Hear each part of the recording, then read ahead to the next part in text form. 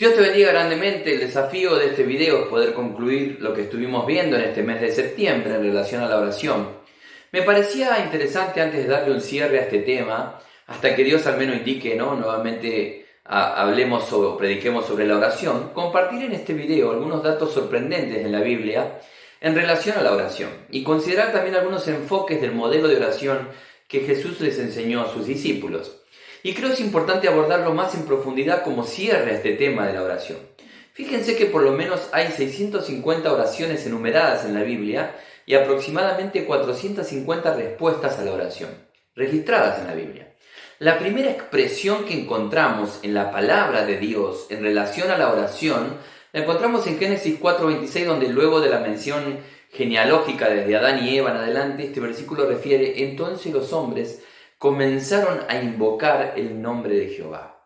La iniciativa de los diálogos anteriores a este habían sido de parte del mismo Dios, Pero ahora son los hombres los que empiezan a invocar el nombre de Dios, Los que toman la iniciativa. Hay un texto en Génesis, en el capítulo 5, donde en los versículos 22 y 24 se hace referencia a Enoc, que camina con Dios, de manera que este hombre desaparece, haciendo alusión directa al texto que su desaparición fue porque el mismo Dios se lo llevó con él.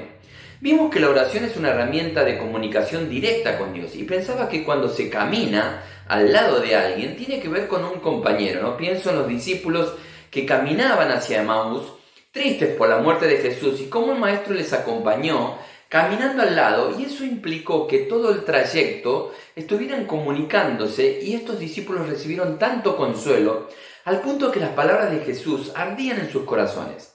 Pienso que la oración es un sitio donde podemos caminar con Dios, donde podemos contarle todo a Él, Donde nuestros corazones arderán al escuchar su voz, en respuesta a nuestras desventuras, nuestras tristezas, nuestras alegrías, los desafíos mismos a los que nos enfrentamos a diario.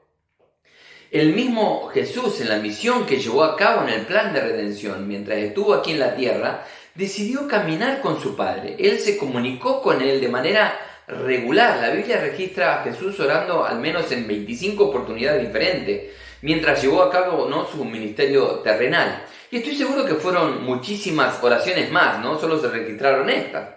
Vamos a ver por otro dato estadístico importante del apóstol Pablo, que menciona la oración 41 veces. Esto está registrado en la Biblia. Él hace alusión a la oración directamente, y a informes de oración, a los pedidos de oración, exhortando con frecuencia a orar. Me pareció interesante compartir esta estadística porque es de suma importancia considerar el ejemplo que nos dejó o nos quedó registrado de hombres de Dios y aún del mismo Jesús, y que vieron era crucial estar comunicado con su Padre, transitar el camino acompañados por Dios. En este mes inquirimos los distintos modos de oración, La oración de fe que vimos en Santiago en el capítulo 5, versículo 15, la oración del acuerdo, la oración colectiva o comunitaria que encontramos en Hebreos 2:42, la oración de petición o súplica que consideramos en Filipenses en el capítulo 4, versículo 6, la oración de acción de gracias que la encontramos en muchos salmos, la oración de adoración, de consagración o dedicación que vimos en Mateo capítulo 26, versículo 39, la oración de intercesión y oración en el Espíritu que nos compartía la hermana Adriana cuando terminábamos de abordar el tema de la armadura de Dios. Y nuestra hermana Diana en el último video nos habló acerca de velar, vigilar y ayunar. Todo este material de este mes que quedó registrado en los videos es un material inédito, no porque lo hayamos hecho nosotros, sino porque está desarrollado allí y está sustentado y fundamentado en la palabra de Dios. No fueron cosas que se nos ocurrieron a nosotros, Como somos una congregación en formación, donde hay hermanos que están dando los primeros pasos en la fe, con el ministerio de los hornos impulsado por el Espíritu Santo, vimos la necesidad de discipular en relación a este tema tan importante en la vida de un cristiano, como lo es desarrollar intimidad con Dios a través de la oración. Esperamos haya sido de bendición esta serie de videos que desarrollamos y que podamos recurrir frecuentemente a verlos, ya que seguirán edificando nuestras vidas.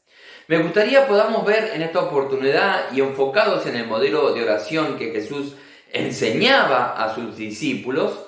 Este modelo se encuentra en los evangelios sinópticos de Mateo en el capítulo 6, entre los versículos 9 al 15, y Lucas en el capítulo 11, el versículo 1 al 4. Jesús proporciona al menos 5 áreas de enfoque. Y el primer enfoque que vemos al considerar los textos es que en primer lugar en toda oración se debería honrar el nombre de Dios. Quien entra en una oración enfocado solo en sus necesidades, solo en lo que quiere pedir, no digo que Dios no escuche esa oración, pero desde la perspectiva del modelo de oración de Jesús, al menos esa oración de inicio no se ajustaría a estos parámetros, ¿no? Cuando tenemos una reunión con nuestro jefe y queremos pedir algo, sea un aumento de sueldo o cualquier otra cosa, el inicio de ese diálogo será un saludo, serán palabras amenas de respeto, de honra a esa persona que inviste autoridad. Cuanto más cuando nos acercamos ante el Creador en oración, ante nuestro Padre, ¿no? Y debemos hacer foco en el vínculo que nos une, ya que Él eligió ser nuestro Padre y adoptarnos como hijos.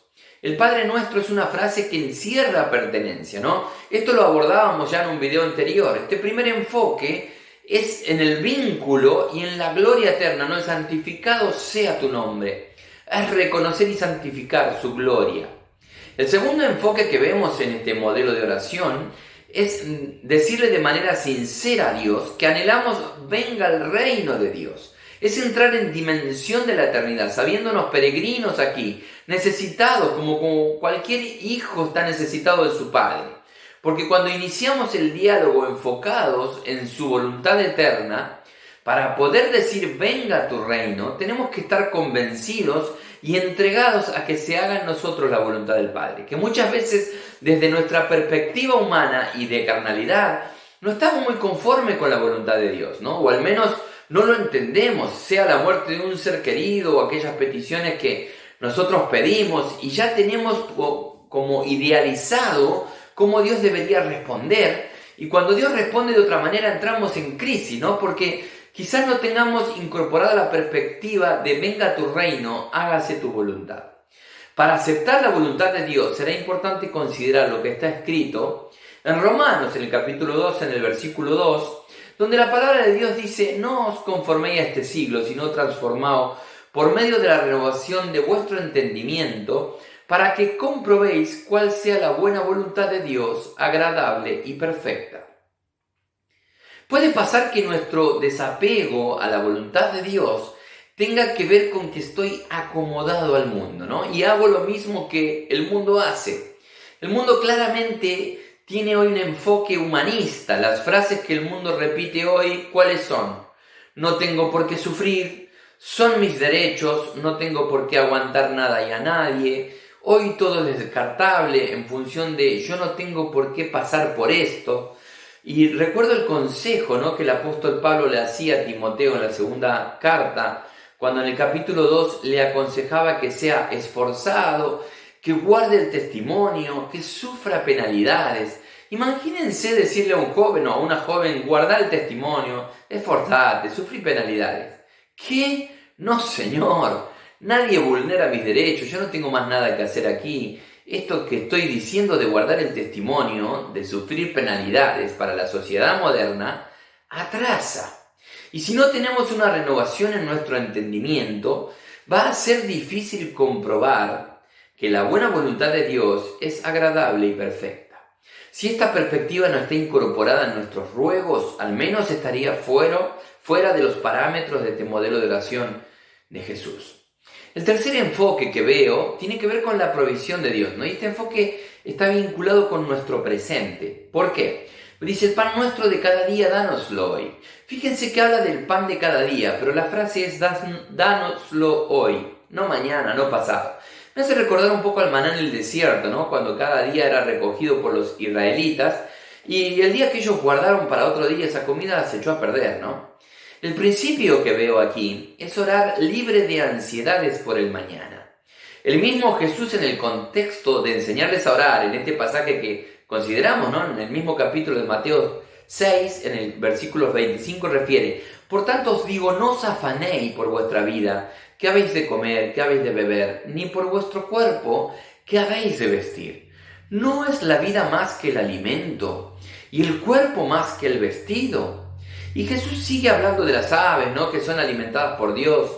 Y creo que en este enfoque no es que no tenemos que pedir por nuestras necesidades, pero sí es ordenar como pedimos, ¿no? Sin afanarnos por el futuro, por el mañana, orar por el presente y dejar el futuro en las manos de Dios. calibrarlo con el enfoque anterior, abandonarnos a la voluntad del Padre, ¿no? La gran mayoría de los que ven este video pueden afirmar que siempre tuvieron alimento, vestimenta. Entonces, ¿por qué el afán? Esto es algo que debemos trabajar para pedir como conviene en nuestras oraciones. Con esto no quiero decir que seamos unos abandonados y que progresar en la vida esté mal. No. Tiene que ver con el afán, con lo que nos turba y no podemos manejar.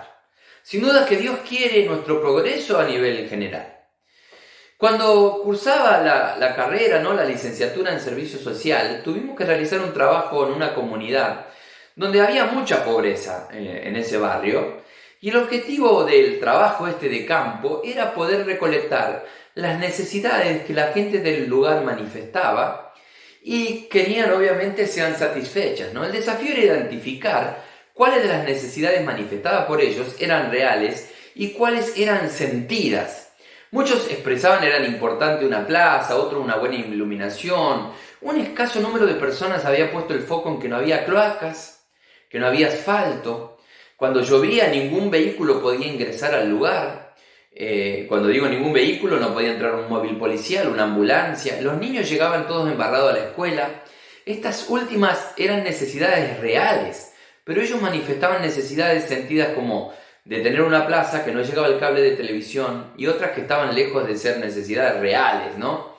Y a veces nos pasa, ¿no? Que vamos a Dios con nuestras necesidades por ahí sentidas y no las necesidades reales, ¿no? Las que realmente necesitamos, afanados por cosas que no sabemos si nos traerán verdaderos beneficios. El cuarto enfoque que veo tiene que ver con el perdón. ¡Ay, qué situación incómoda! ¿Cómo que aparece el perdón en el contexto de la oración? Y el enfoque anterior tenía que ver con el presente. Este enfoque tiene que ver con revisar el pasado, ¿no? Y dice, y perdónanos nuestras deudas, como también nosotros perdonamos a nuestros deudores. Dice en Mateo, pero en Lucas, el pedido de oración alude al perdón de nuestros pecados. El texto es claro, Dios perdonará nuestros pecados en la medida que yo tenga la capacidad de perdonar lo que los otros me hicieron. Hay una versión que dice, porque también nosotros perdonamos a todos los que pecan contra nosotros. Es interesante lo que Jesús les enseña a sus discípulos en Marcos en el capítulo 11, los versículos 25-26 les refiere, y cuando estéis orando, perdonad si tenéis algo contra alguno, para que también vuestro Padre que está en los cielos os perdone a vosotros vuestras ofensas. Y Jesús va un poco más allá, ¿no? Porque si vosotros no perdonáis tampoco, vuestro Padre que está en los cielos os perdonará vuestras ofensas. Y es palabra de Dios. Podemos tener muchas consideraciones al respecto y empezar a realizar una valoración. ¿Qué se puede perdonar y qué no? El texto es concreto, perdonar la ofensa, y no hace distinción de ofensas. Y el versículo 26 es concreto también, ¿no? Si no perdonamos, nos quedamos sin el perdón de Dios. Y esto pasa en el contexto de la oración.